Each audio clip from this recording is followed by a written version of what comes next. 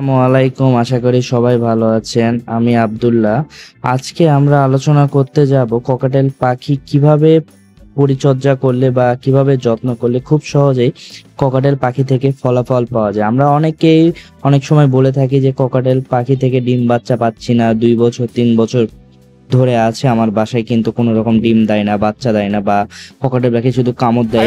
কেন ভাই ককাটেল পাখি কেন কামড় দেবে? ককাটেল পাখি একটা পোষা মানে খুব আদরে পাখি, আর এটা মানুষের সাথে খুব সহজেই মিলে যায়।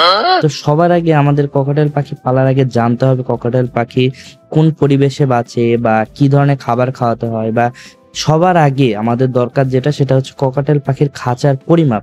আমরা অনেকে ককাটেল পাখির খাঁচার পরিমাপটাই জানি না, তাহলে ককাটেল পাখি কি ওই খাঁচাতে কখনো ডিম দিবে? কখনোই ডিম দিবে না। তো ককাটেল পাখির খাঁচার পরিমাপটা কমপক্ষে অনেক সময় অনেক বানানো খাঁচা হয়, তো সেই জায়গাতেও কমপক্ষে 22 ইঞ্চি হওয়া উচিত।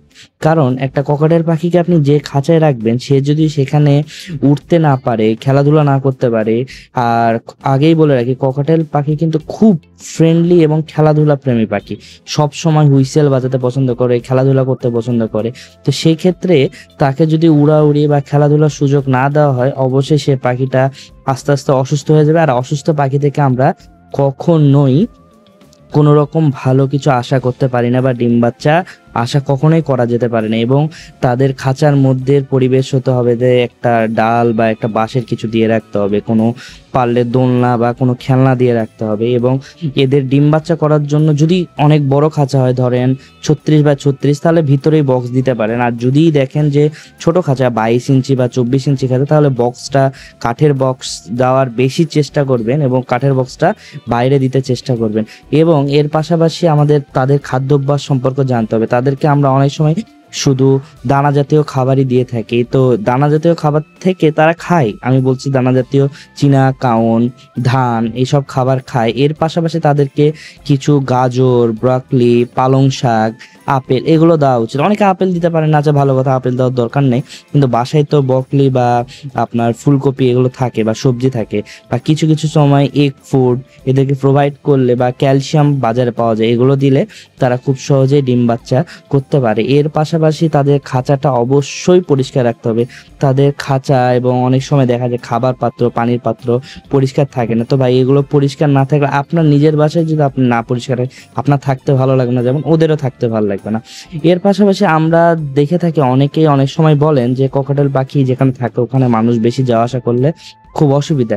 আচ্ছা ভাই, ককাটেল পাখি একটা ফ্রেন্ডলি পাখি, আপনাকে মানতে হবে। এবং সেখানে অন্য কেউ যাওয়া আসা করলে সেটা সমস্যা, কিন্তু আপনি যে নিজে পালতেছেন আপনাকে অবশ্যই ককাটেল পাখির কাছে কিছুক্ষণ যেতে হবে, প্রতিদিন 20 মিনিট বা 10 মিনিট।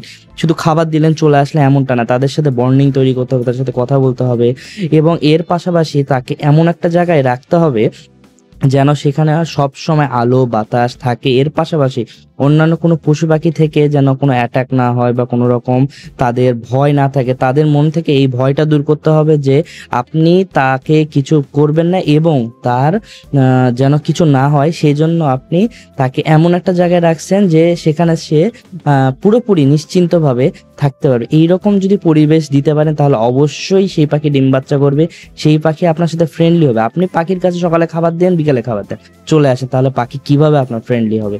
টেম করতে হয় না ভাই পাখিকে। কিনে নিয়ে আসার পরে তাকে কিছু সময় দেন, অবশ্যই সে অনেক বেশি ফ্রেন্ডলি হয়ে উঠবে। আর এর পাশাপাশি ককাটেল পাখিকে যদি এইভাবে লালন পালন করতে পারেন, অবভিয়াসলি একটা ককাটেল পাখি 15 থেকে 20 বছর, আমি বলছি 15 থেকে 20 বছর পর্যন্ত সার্ভাইভ করতে পারে।